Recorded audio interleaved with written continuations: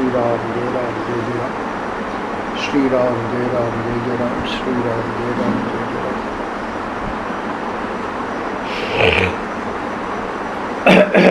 27 सितंबर, विभूति योग। स्वजन निष्ठुर जनार्दन।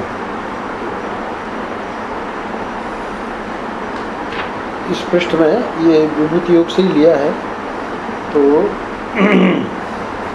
416 417 पृष्ठ में महाराष्ट्र में ये बात बताई है।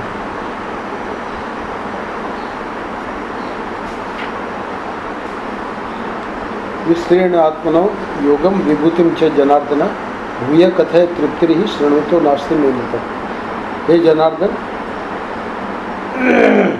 अर्जुन कह रहा है, आप विस्तार से अपने विभूति योग हमको बताइए, और आप जो ये कथा गीता का जो उपदेश दे रहे हैं, भूय कथय तृप्ति ही शृणुतो नास्ति में मिलता। अमृत रूपी ये जो आपकी वाणी है, उससे तृप्ति नहीं हो रही है, यानी आप और इसको विस्तार में कहिए। तो जनार्दन का वहाँ महर्षि ने 416 417 में ये बात बताई कि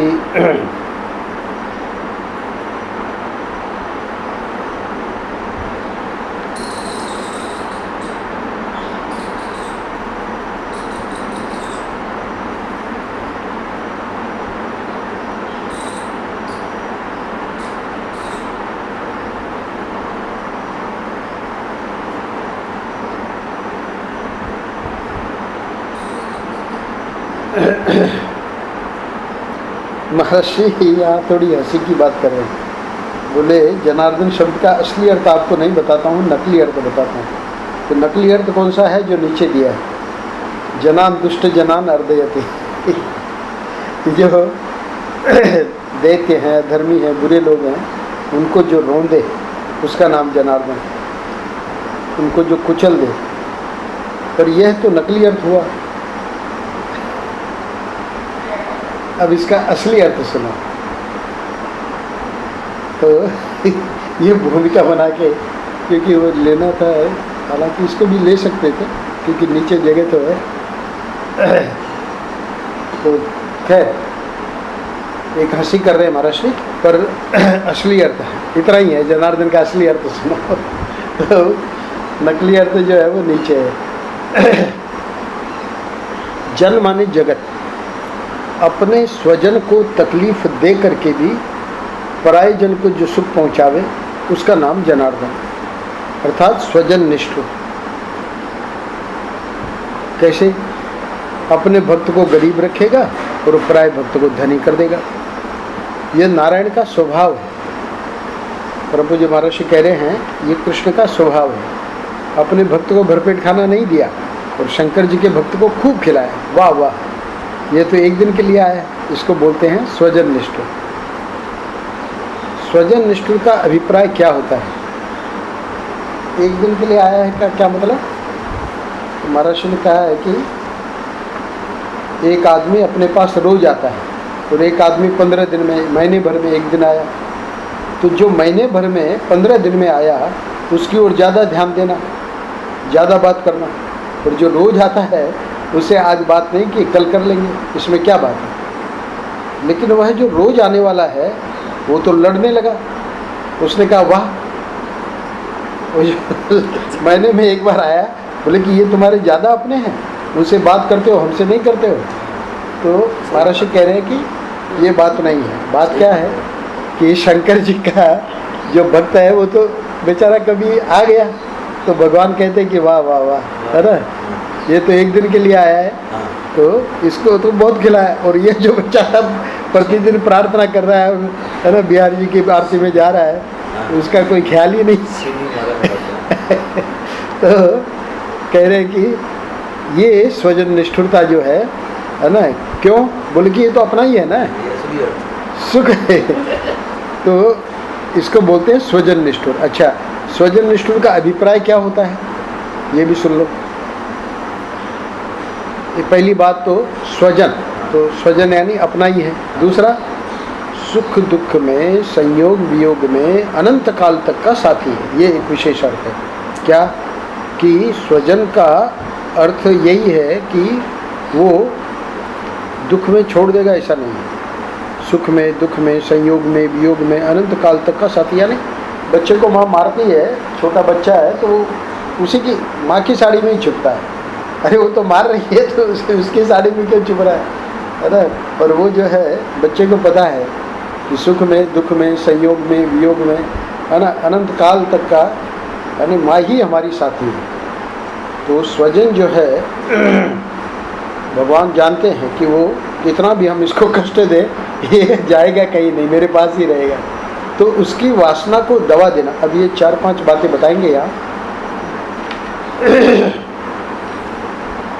भगवान चाहते क्या है स्वजन में कि अंतःकरण में सद्गुण का विकास हो।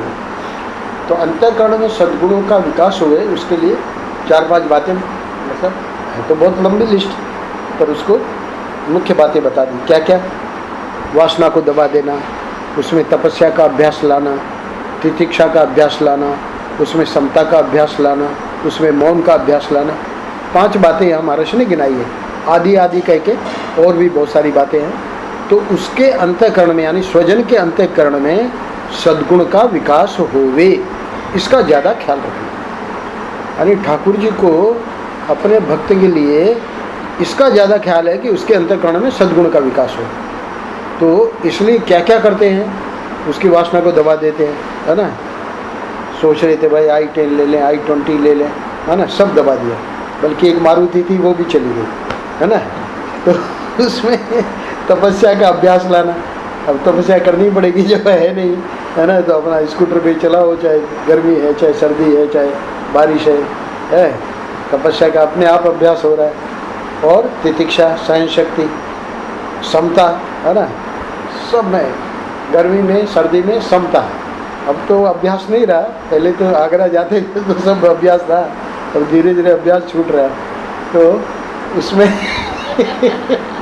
उसमें मौन का अभ्यास लाना। तो मौन का अभ्यास, तो मौन तो बिल्कुल ही हो गए, है ना। आजकल बोलती नहीं, इशारों से ही काम ले लेते।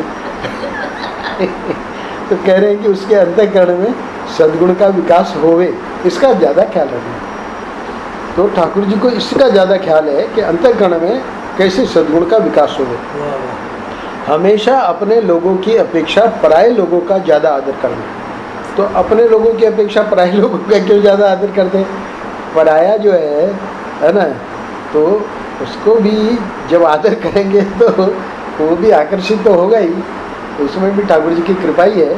पर अपने लोगों की एक प्रकार से उतनी ज़्यादा आदर देने की जरूरत भी नहीं है। इसलिए बताया ना कि शिष्य और पुत्र का न तो सामने उसकी प्रशंसा करे और न पीछे से।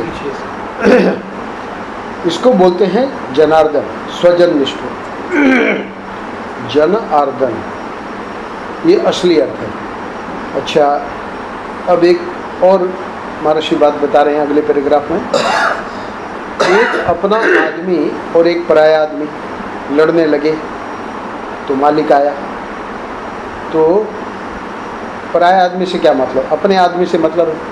अब मालिक यदि अपने आदमी का पक्ष लेगा तो सामने वाला यानी जो पराया है ना, उसको भी भला बुरा कहेगा।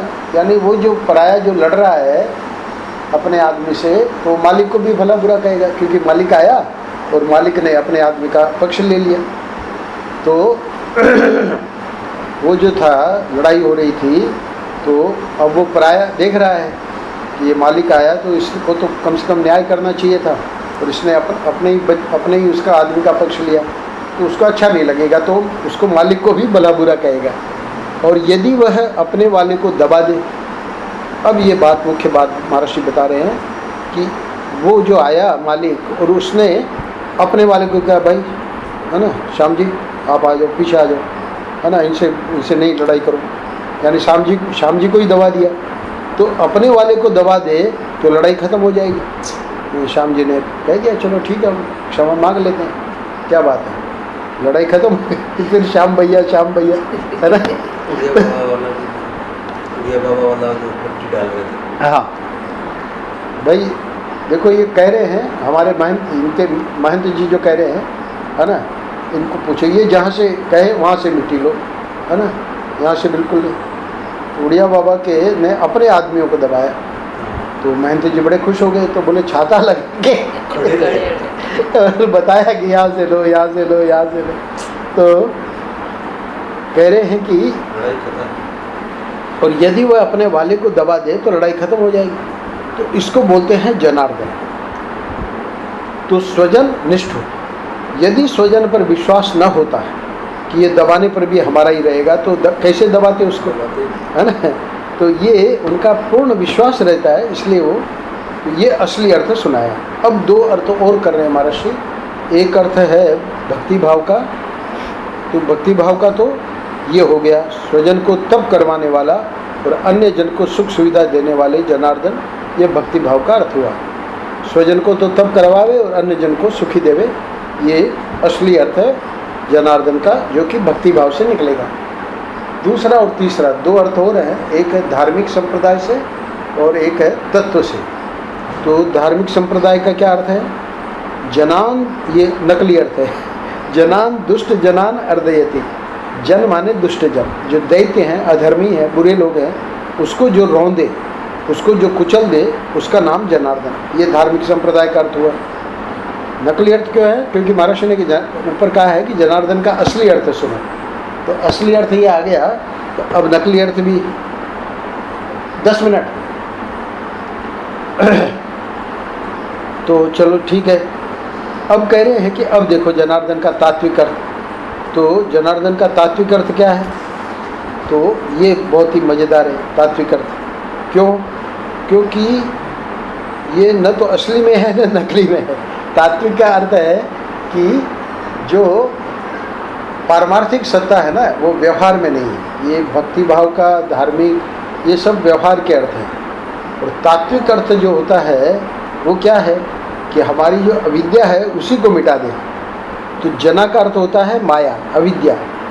जनयति जगति इति जनाः। माया अविद्या कैसे अर्थ कर दिया आपने जना का? बोले जनयति जगति इति जनाः। ये माया से ही तो पूरा तो जो सृष्टि हो रही है माया से हो रही है, असली नहीं है। जनाम अविद्याम अर्दयति। अब उस अविद्या को, उस माया को, है ना, मिटा देवे, इति जनार्दन है। जो अविद्या को, माया को नष्ट कर दे, उसका नाम होता है जनार्दन। तो ये क्या अर्थ कर दिया आपने? बोले ये ज्ञान का अर्थ हुआ, यानी तात्विक अर्थ। तो जनार्दन का तात्विक, एक तो है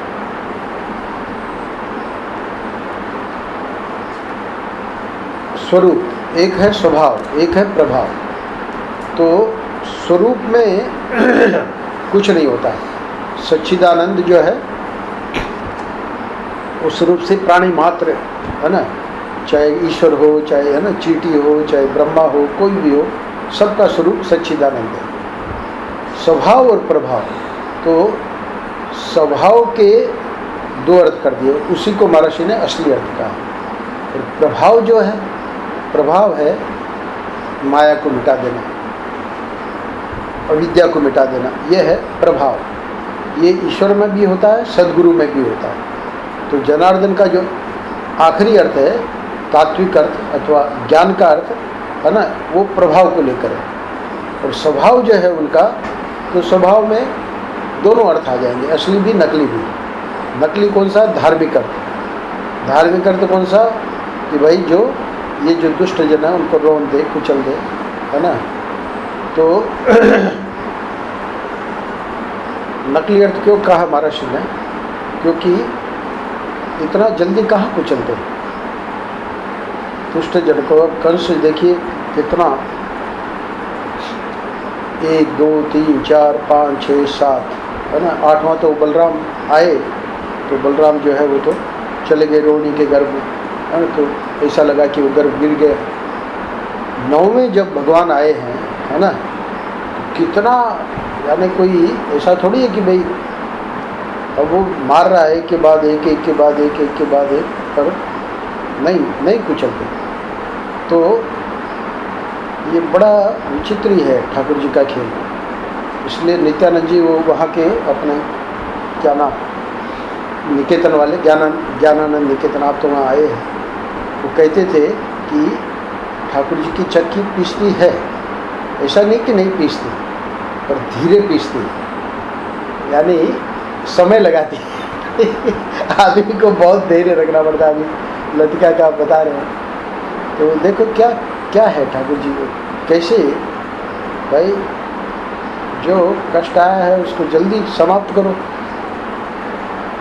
पूरी परीक्षा जब तक नहीं ले लेंगे पूरा व्यक्ति को तो ये जनार्दन जो है स्वजन निष्ठुर है, वो तुम्हारा अर्थ भी ठीक है, निष्ठुर जनार्दन वो भी ठीक है, क्योंकि भगवान निष्ठुर ही है। इसीलिए उड़िया बाबू को कहा ना कि आप निष्ठुर है कि आप दयालु है, तो बोले कि अब स्वरूप से निष्ठुर है और स्वभाव से दयालु है, तो इसलिए स्वरूप से निष्ठुर है। वो इनका ख्याल ध्यान नहीं गया उधर, है ना, इसलिए वो हंसी कर रहे थे तुम्हारे। निष्ठुर जनार्दन भी ठीक है।